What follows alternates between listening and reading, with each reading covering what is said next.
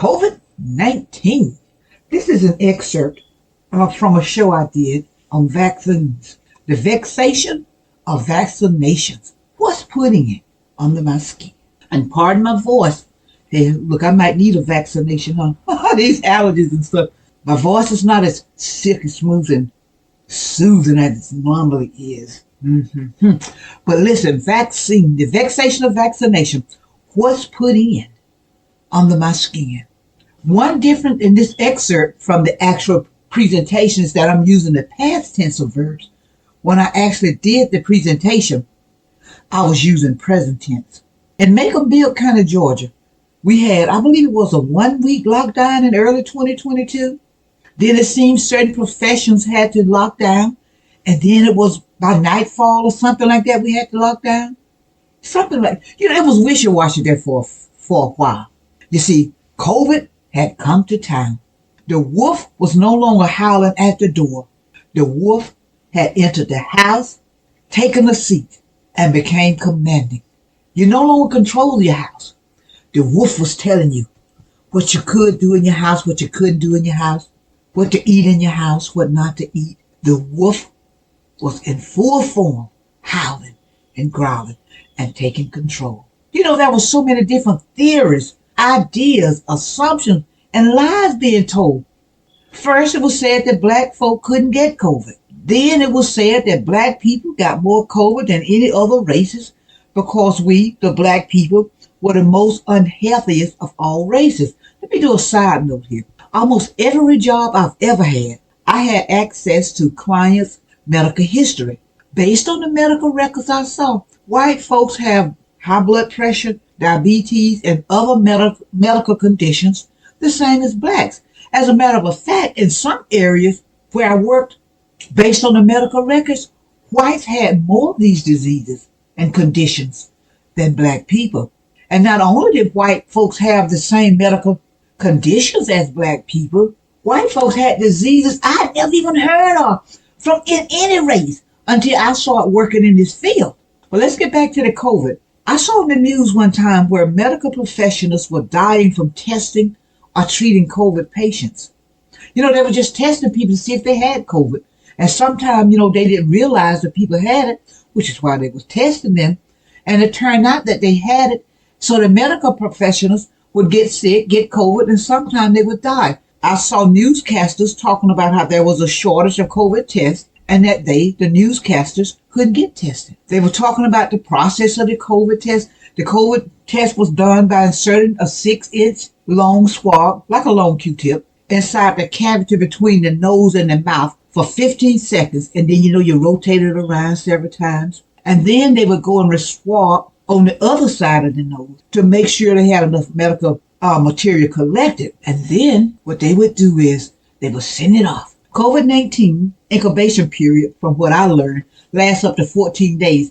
If you have the virus, it takes time to build up in your system. So my thing was always, okay, now you're saying you're taking this test. What if I contracted the test 1 to 13 days before the test? What if I contracted the disease, 1 to 13 days before the test? How effective is the test? And I know it sounds choppy, but as I said, these are excerpts. But I want to pull out certain points in this particular short. That's why I'm just kind of skipping around, I guess. So now how effective is the test? Because now, if it takes 14 days to get in my system, suppose I got the test on the 14th of January, but I actually contracted COVID January 13th. The test is not going to pick it up because it takes 14 days according to what I was told in my research. So again, how effective was the test? What was the reason for sticking a swab up the nose? What was on the swab that they was putting in the nose? Because now it was said that you had to social distance between COVID. Because of COVID, social distance yourself. We had to go on lockdown because if you sneeze, cough, breathe, or pretty much do anything around someone and you had COVID, the person could get the COVID or you could get the COVID from the person if the person had it. That being the case, why couldn't they have just had me sneeze, cough, or breathe in a petri, what's called a petri dish? Come on, you scientists out there. A petri dish, I think it's called.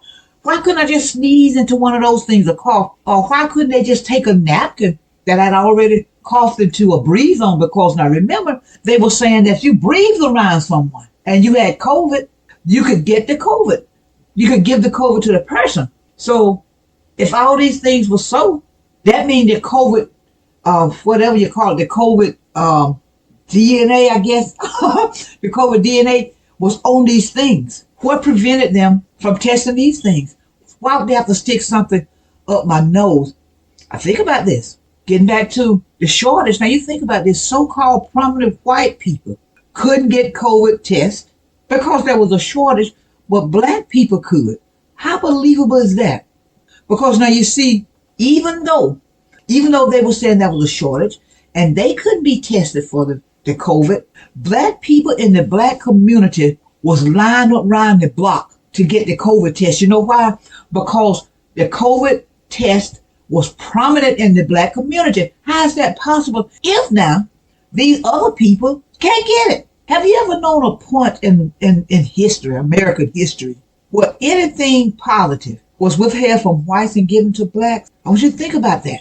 And also, remember when I said about how professional people were getting sick, giving people tests, treating COVID? Well, we're not going to even bring in the treating because the people in the neighborhood weren't treating. They were just testing. So let's talk about the testing. Okay, as stated, it was reported that trained professionals was dying from coming in contact with people said to have COVID. Some got sick, others got full-fledged COVID, and some died, allegedly. Now, these are medical professionals who have been trained in keeping the environment safe, trying to sterilize and protect themselves from body fluids and other hazardous situations. Yet they were getting sick and sometimes even dying. But all these black people, untrained people, in most cases, testing people for COVID, getting in close proximity of these people with COVID. I never heard of any, not even one of these black people dropping down dead. I just never heard that. I didn't even hear any of them getting sick unto death. I didn't hear any of them getting sick, period. How is that? How is that these trained people are getting so sick and dying, yet the untrained aren't? That's the point. The point here is this. If trained people are getting sick and dying while working with the public, how is it that any old Joe can work with the same public and never even get a cough? Now, I'm not trying to say that COVID was a hoax, by no means.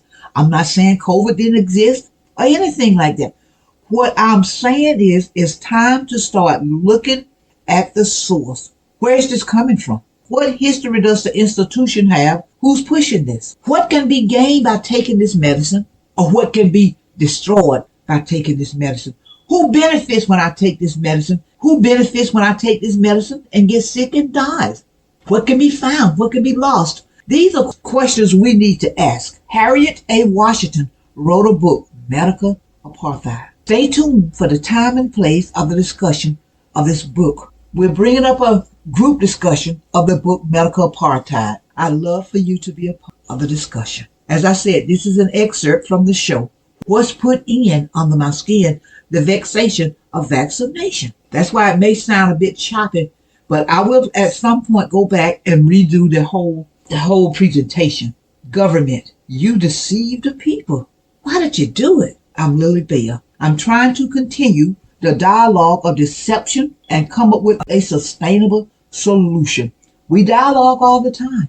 We talk all the time. But in the words of the late, great Dr. Martin Luther King, where do we go from here? Comment, subscribe, share, like, and oh yeah, stay tuned. I'll leave you with this. If they close my book, you remember my story. A Nat Turner Runner production. Lock and load. Lily Bell. Be encouraged.